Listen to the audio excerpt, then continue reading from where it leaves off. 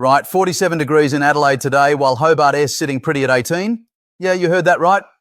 Is your city about to cop a massive temperature swing in the next 72 hours? Because we've got severe weather warnings active right now across South Australia, Victoria and New South Wales, affecting over 12 million Australians. I am breaking down exactly when your area gets hit, what's driving this wild pattern, and why tomorrow's update is going to be absolutely critical. Chuck your location in the comments right now and I'll give you a personalised forecast for tomorrow's video. Let me get straight into the timing for the major cities. Sydney, you looking at 34 degrees today, dropping to 28 tomorrow. Then Saturday, we're talking 22 with a southerly change bringing showers. Melbourne, currently 39 degrees, tomorrow 36. But here is the thing, Saturday morning you could wake up to 16 degrees. Brisbane sitting at 31, staying relatively stable through to the weekend, 29 Saturday, 30 Sunday. Perth, you've got 38 today, 39 tomorrow, cooling slightly to 34 by Sunday. Adelaide, as I mentioned, 47 today. Tomorrow we're looking at 32. Massive drop overnight tonight. Hobart, lovely 18 today. 20 tomorrow. Weekend looking at low 20s. Darwin, monsoonal activity keeping you at 32 with afternoon storms. Pretty consistent through the weekend. Canberra, Uari at 37 today, 26 tomorrow. With that change, then Saturday morning could see 14 degrees. Now, there's one thing about this setup that has got me concerned, and I'll get to that around the 8-minute mark. But first, let us talk about what is actually driving this pattern, because it is not your typical summer system. We've got a deep low pressure trough sitting over central Australia right now, and this thing is absolutely loaded with heat. The access models are showing this trough moving eastward over the next 48 hours, and ahead of it, we're re-seeing these blistering northwesterly winds just pumping hot air down from the interior. Behind the trough, there's a strong cold front racing across the Great Australian Bight. And when these two systems interact, that's when things get interesting. The Bureau of Meteorology has issued severe weather warnings for South Australia, Western Victoria and southwestern New South Wales. We're talking damaging winds possibly exceeding 90 kilometres per hour in exposed areas, heavy rainfall that could lead to flash flooding and severe thunderstorms with large hail. Total fire bans are in place across multiple districts in South Australia today because of the extreme heat and strong winds ahead of the change. Let me break down the regional impacts because this varies massively depending on where you are. For you lot in South Australia, particularly Adelaide and the Adelaide Hills, you are in the hottest part of this pattern right now. The fire danger today is extreme to catastrophic in some districts. That southwesterly change hits Adelaide around 9 p.m. tonight, and when it does, temperatures will drop like a stone. We were talking from 47 degrees down to the mid-20s within a couple of hours. That change brings gusty winds, potentially damaging and scattered showers. Mount Gambier, you see the change earlier around 6 p.m. with heavier falls possible overnight.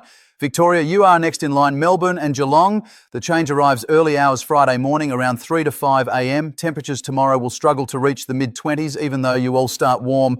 The concern here is the strength of that southwesterly change. We could see wind gusts up to 80 km an hour across Port Phillip Bay.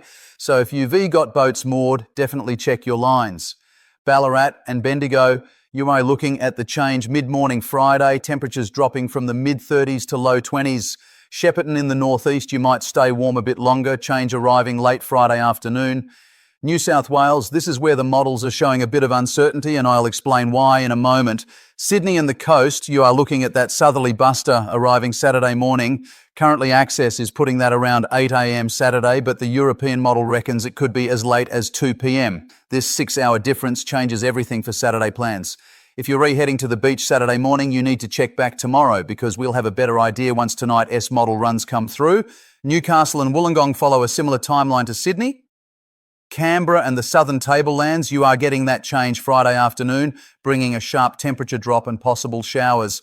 Hang on, let me clarify that uncertainty around the New South Wales timing because it is actually pretty significant. The Access R model is showing the trough and cold front moving faster, which brings that southerly change to Sydney earlier Saturday. But the ECMWF model has the system slowing down as it interacts with a ridge of high pressure over the Tasman Sea. If that European model is right, Sydney stays warm longer Saturday morning, potentially reaching 32 degrees before the change. If Access is correct, you might only hit 26 before the cool air arrives. Tomorrow morning, S runs should sort this out, so definitely come back for the update. Queensland, you are in a completely different weather pattern right now. Brisbane, Gold Coast and Sunshine Coast, you've got that monsoonal flow, keeping afternoon storms in the forecast through the weekend. These aren't too severe at this stage, just your typical summer thunderstorms with heavy downpours, bit of lightning, nothing too dramatic. Temperatures staying in the low 30s, feels like temperatures with that humidity pushing close to 40 degrees. Townsville and Cairns, you were in the thick of the big wet. Cairns could see another 100 to 200 millimetres through the weekend as that monsoon trough sits just offshore. Flooding is already occurring in some catchments north of Cairns, so stay across the latest warnings from BOM. Western Australia, Perth and the southwest, you're actually in a pretty settled pattern compared to the eastern states. That Fremantle doctor is doing its job most afternoons, keeping coastal areas bearable despite the heat inland. Temperatures through the weekend staying in the mid to high 30s, no significant rain expected. Bunbury and the south coast, similar story. Up north, Broome and the Kimberley, you've got monsoon activity as well. Afternoon storms expected most days, heavy at times. And Tasmania, you've got the best of the weather over the next few days. Hobart and Launceston both looking at pleasant low 20s, bit of cloud around, maybe some light showers but nothing significant. Devonport on the north coast might see that southwesterly change bring heavier showers late Friday. Northern Territory, Darwin S in classic wet season mode, 32 degrees with afternoon and evening thunderstorms, some potentially severe with heavy rain and damaging winds. Alice Springs, you'll be on the hot side of that inland trough, currently sitting at 42 degrees, staying hot through Friday before easing slightly on the weekend. Now, I need to talk about the compounding factors here because it is not just about the temperatures and the rain. We've got extreme fire danger today across South Australia, and even though that change brings relief from the heat, those strong winds ahead of and during the change create dangerous fire conditions. If you're in an area with a total fire ban, that means no fires whatsoever, not even your barbecue. This is serious stuff. The other issue is the flash flooding potential. When you get these intense thunderstorms developing along and ahead of the cold front, they can drop 50 to 100 millimetres in just a few hours. Urban areas with poor drainage are particularly vulnerable. We saw this play out in southeast Queensland earlier this week with those severe storms that went through Laidley and the Lockyer Valley. Yeah, look, I know this isn't ideal for anyone with outdoor plans this weekend, but better to know what is coming. At around the 3-minute mark, I mentioned something that S got me concerned. So let me get to that now. There is one location that could cop something unexpected, and that S the ranges behind Sydney and into the Blue Mountains. If that cold front interacts with the moisture and instability ahead of it just right, we could see severe thunderstorms develop late Friday or early Saturday with the potential for large hail and damaging winds. This isn't a certainty yet. The conditions need to line up perfectly, but it's something I'm watching closely. The shear profile is actually quite conducive to supercell development if we get the right trigger. Check back tomorrow, because if this is going to happen, we'll have much better clarity by then. Let me compare what the different models are showing for rainfall totals, because there are some interesting differences.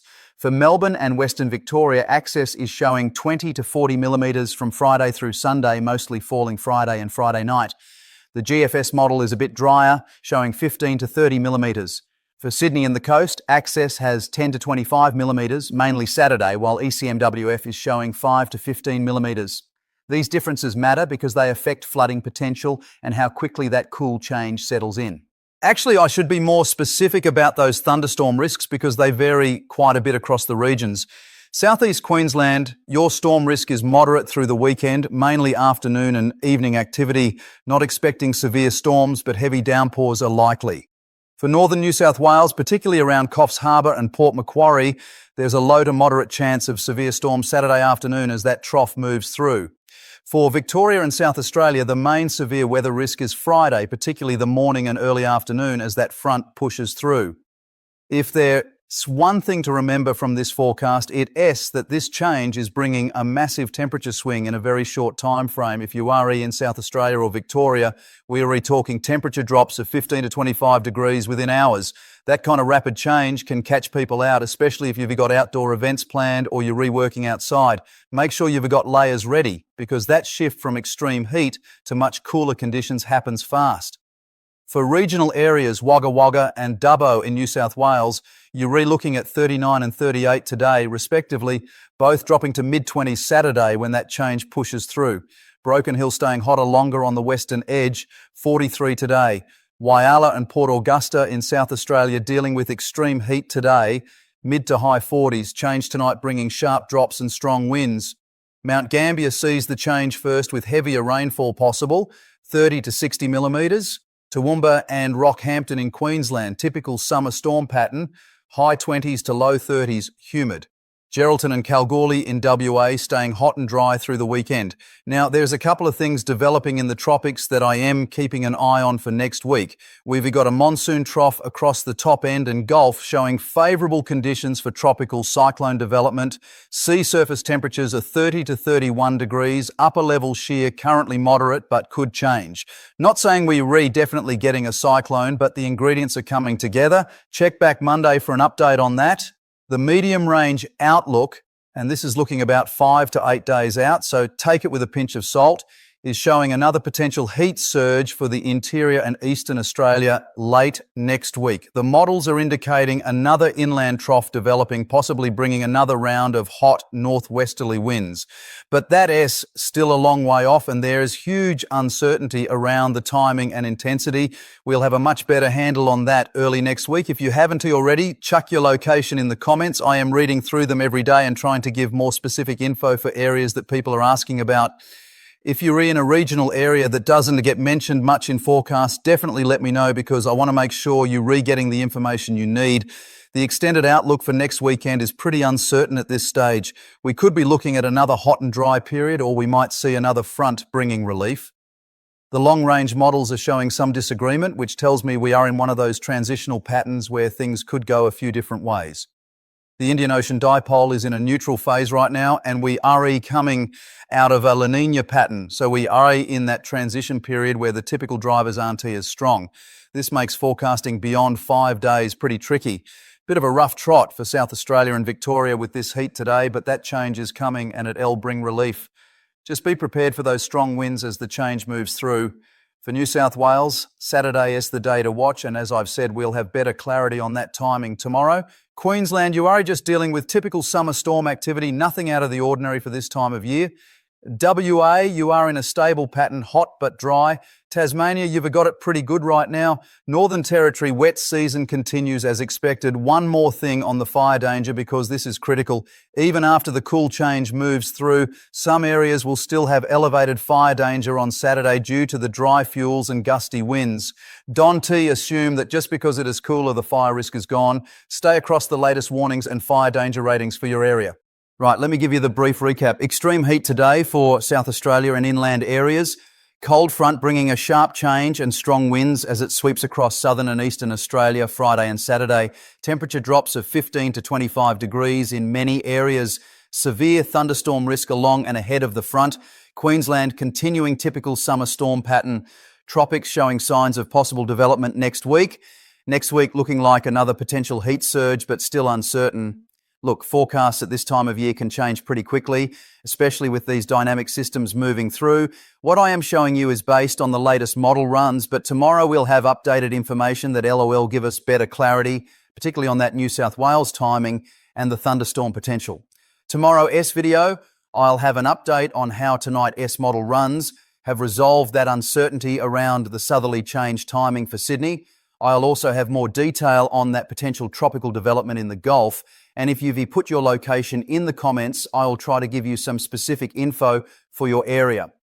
Video drops tomorrow morning around 7 a.m. I really appreciate everyone who watches these forecasts and takes the time to comment. The engagement from you lot helps me understand what information you actually need, and it helps other viewers who are in similar areas. If you found this useful, the thumbs up helps other people find it too. See you tomorrow morning with the latest. Stay safe out there, especially if you are in those fire danger areas today. Check on your mates, check on your neighbours, especially the elderly, and don't forget about your pets.